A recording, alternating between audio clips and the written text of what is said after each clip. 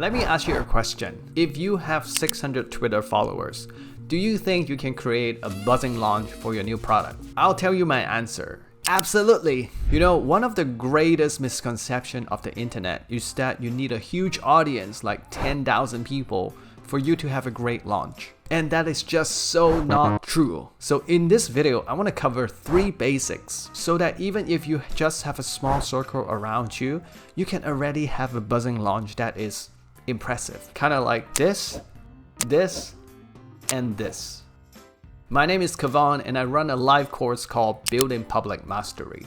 So over the last 2 years, I've worked really closely with more than 120 entrepreneurs. So a lot of the students, they have less than 1,000 followers, but they are all very interested to know how they can still have a buzzing launch. So if you're thinking about the same thing, this video is for you. The first thing you want to do is to post in public, but share in private. So when it comes to launching online, a lot of beginners would think that, ooh, these guys are able to have like 200 replies or like 600 likes because they have a huge audience. They think that by posting, people would automatically come in and support you. And that is so wrong. So recently in my course, I shared that my friend Dan from BakerBox reached out to me and say, hey, Kavan, can you support my launch? And he was doing this when he had almost like 9,000 Twitter followers and hundreds of people on his email list. So this just shows that everyone, including myself, has to proactively seek support in private. And you know, no one can just post in public and get that buzz. It just doesn't really work like that. A lot of things are actually behind the scenes. So when you have been building in public and collecting momentum towards your launch, you should have a lot of people along the way that you can tap onto to help support you. Now you might be thinking, Kavan, is it easy to ask people to help you? I'm not really a big fan of asking for help. Well, it comes down to how you have been building in public and how you have been establishing those relationships. And I can tell you that if you're being honest and generous with your sharing along the way, if you have helped people along the way, people are very generous to help you back. But of course, if you're just showing up at their doorstep and they don't even know you, well, of course you're not gonna get help. Number 2, you want to start accumulating an email waitlist so that you have direct access to all the people that you have encountered along the way. One thing that most beginner thinks is that you can rely on social media so that your launch can be successful.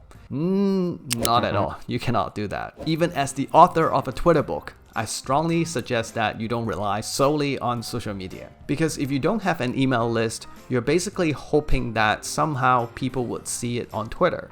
But the truth is only less than 1% of your followers see that. And you know, people are busy with their work, in their personal life. So that's not gonna happen. Let me just give you an example. If you are going to a huge conference, how do they usually promote that annual conference? Well, of course, they don't just go one day, hey guys, we have opened up the door, please buy it. They actually work backwards and start to plan like meetups, events.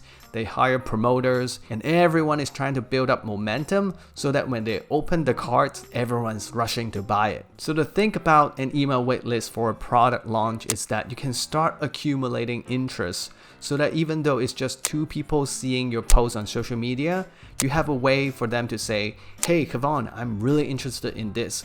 Can you notify me when you're doing something new? Number 3 is that get endorsement. Again, one of the biggest mistakes beginners make is that they spend so much time on the product development. Like every day they're just working on the course or the book, whatever they're creating. And they forget that they need to prepare for the launch. But you know what? We're all kind of intrigued by something that is buzzing.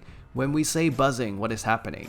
So I want you to imagine if you're walking by the street and looking for Chinese food with your friends, and suddenly you see that pizza shop with a huge line outside. What are you thinking? Well, probably you're thinking this pizza shop must be really good. Maybe we should give up the Chinese food and go to the pizza shop. And that is why you need a buzzing launch. But to create the buzz, you actually need social proof. You need names to support you. It's kind of like in the books, they have the foreword and it's usually written by someone super famous. Well, they're trying to ride on their names. But there's one trick.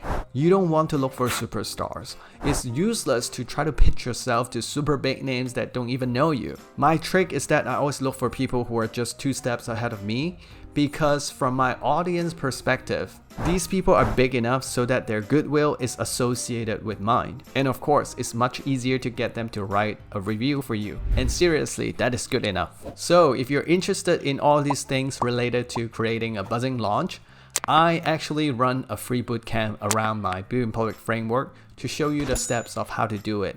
So I'll probably put in the link here or down below so you can get onto the list so that we will notify you when the next one is happening. Alright, I hope you enjoyed this video. I'll see you in the next one. Bye bye.